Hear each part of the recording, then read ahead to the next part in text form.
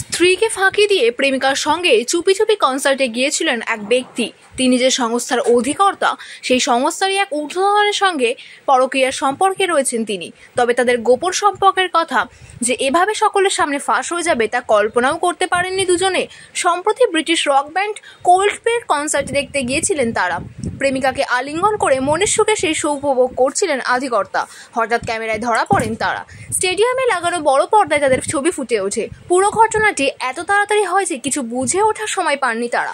পর্দায় তাদের দেখানো মাত্র বসে পড়েন অধিকর্তা। তার প্রেমিকাও হাত দিয়ে মুখ ঢেকে অন্যদিকে ঘুরে যান।